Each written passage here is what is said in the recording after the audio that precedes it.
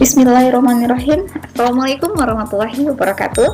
Ananda semua apa kabar? Semoga Ananda selalu sehat, selalu jaga kesehatan, dan selalu patuhi protokol kesehatan di mana saja Ananda berada. Nah, kali ini kita lanjutkan lagi pembahasan kita masih dengan suhu dan perubahannya. Topiknya yaitu tentang pemuaian. Tahukah Ananda apa itu pemuaian? Untuk menjawab pertanyaan tersebut, silakan Ananda lihat ini. Pada penampakan atau bentuk dari kabel listrik ini pada siang hari dan kita lihat bentuknya pada malam hari. Nah, dapatkah Ananda melihat perbedaannya? Nah, kita lihat di sini pada siang hari kabel listrik ini terlihat kendur. Kenapa dia kendur? Berarti ukurannya bertambah panjang. Nah, pada malam hari kita lihat dia terlihat tegang. Kalau dia tegang ini berarti ukurannya pendek.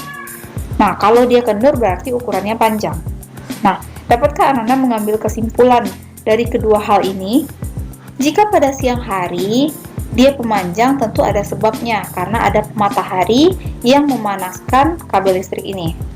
Pemanasan ini menyebabkan tiang listrik ini ukurannya bertambah panjang. Nah, sementara pada malam hari, di sini setelah matahari tenggelam, jadi suhu udara tidak panas lagi, maka kabel listrik yang tadi menyusut sehingga ukurannya memendek dan dia terlihat tegang. Dapat kita simpulkan bahwa pada siang hari kabel listrik bertambah panjang sehingga terlihat kendur karena terjadi proses pemuaian. Pada proses pemasangan kabel listrik kita harus membuatnya sedikit kendur. Supaya apa? Supaya pada malam hari saat dia menyusut kabel tidak putus. Nah, jadi apa itu pemuaian? Pemuaian adalah peristiwa bertambahnya ukuran benda akibat adanya peningkatan suhu. Adakah Ananda di sini yang pernah merebus air? Nah, ketika Ananda merebus air, apakah Ananda mengisinya sampai tumpah? Tentu tidak ya. Paling sampai sedikit penuh, tidak terlalu penuh ya. Nah, tetapi ketika kita memanaskan air dan air sudah mendidih, maka ada air yang tumpah. Kira-kira kenapa ada air yang tumpah setelah mendidih? Karena air yang dipanaskan ukurannya bertambah.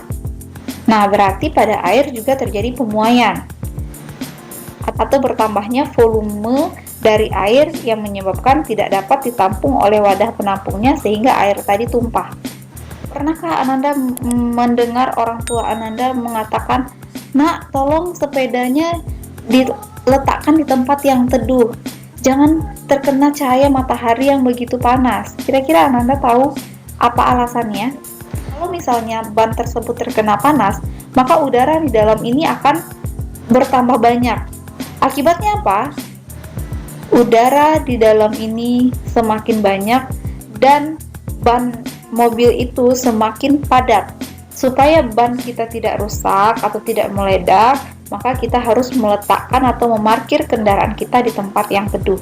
Atau kita tidak boleh mengisi udara di dalam ban ini terlalu padat.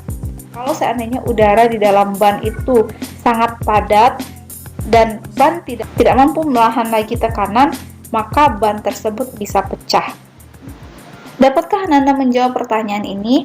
Apakah peristiwa pemuaian dapat terjadi pada benda padat, cair, dan gas? Tentu iya, kita udah lihat kan contohnya tadi. Jadi, proses pemuaian dapat terjadi pada benda padat, contohnya kabel listrik. Yang kedua, zat cair, contohnya saat kita merebus air, dan gas, yaitu udara yang ada di dalam ban sepeda atau ban kendaraan. Banyak sekali manfaat yang ditimbulkan dari peristiwa pemuaian tersebut. Allah tidak sia-sia menciptakan sesuatu, pasti ada manfaatnya. Dan ada juga permasalahannya supaya kita lebih berhati-hati. Apa manfaat dari peristiwa pemuaian? Yang pertama adalah untuk pembuatan saklar bimetal. Saklar ini digunakan pada alarm kebakaran. Jadi jika saklar ini mendeteksi adanya panas yang berlebih, maka otomatis saklar ini akan menghidupkan alarm secara otomatis. Nah, yang kedua adalah termometer bimetal, yaitu pengukur suhu yang terbuat dari bimetal. Peristiwa pemuaian ini juga dapat digunakan untuk pembuatan termostat bimetal, yaitu pengontrol suhu supaya stabil. Bicara tentang bimetal, apakah Ananda tahu apa itu bimetal? Bimetal, bi adalah 2, metal adalah logam. Jadi bimetal adalah dua buah logam yang dikeling menjadi satu. Nah, ini misalnya adalah contoh dua buah logam yang sudah bersatu, yang sudah disatukan, yaitu misalnya besi dan aluminium. Besi memiliki koefisien muai panjang yaitu 12 kali 10 pangkat min 6 per derajat Celcius, dan aluminium memiliki koefisien muai panjang 25 kali 10 pangkat min 6, harusnya ini min 6 per derajat Celcius. Nah, jadi kita tahu bahwasanya koefisien muai besi lebih kecil dari aluminium, atau aluminium koefisien muainya lebih besar daripada besi. Ini adalah kondisi bimetal saat sebelum dipanaskan atau didinginkan. Nah, apa jadinya jika bimetal ini dipanaskan? Ketika bimetal ini dipanaskan, maka dia akan melengkung ke arah logam yang memiliki koefisien muai panjang kecil, yaitu dia mengarah ke arah besi. Nah, bagaimana jika dia didinginkan? Maka dia mengarah kepada logam yang memiliki koefisien muai terbesar, yaitu aluminium. Jadi ini adalah bentuk dari bimetal setelah dipanaskan dan juga didinginkan. Permasalahan yang timbul akibat peristiwa pemuaian itu adalah yang pertama, bengkoknya rel kereta api. Ada cara untuk mengatasi peristiwa ini, yaitu membuat celah antara sambungan dua buah besi. Jadi kita memberikan celah untuk besi ketika dia sedang memuai. Kalau dia tidak kita beri celah, maka besi itu akan bengkok seperti ini. Ini adalah masalah yang timbul ketika terjadi panas yang sangat ekstrim pada satu daerah yang menyebabkan rel kereta apinya bengkok seperti ini. Permasalahan selanjutnya akibat peristiwa pemuaian adalah kita harus memasang kabel listrik ini secara kendur, supaya apa? Ketika pada malam hari, pada saat kabel ini menyusut, kabel ini tidak putus, seperti yang sudah dijelaskan di awal. Permasalahan selanjutnya adalah pada saat pemasangan kaca jendela. Pada saat pemasangan kaca jendela, kita harus menyediakan sedikit ruang untuk memuai kaca jika suhu udara bertambah panas. Ruang itu harus kita perhitungkan sedemikian rupa supaya saat penyusutan kaca pada suhu terendah tidak menyebabkan kaca itu terlepas dari bingkainya. Dan juga pada saat kaca itu memuai, kaca itu tidak pecah.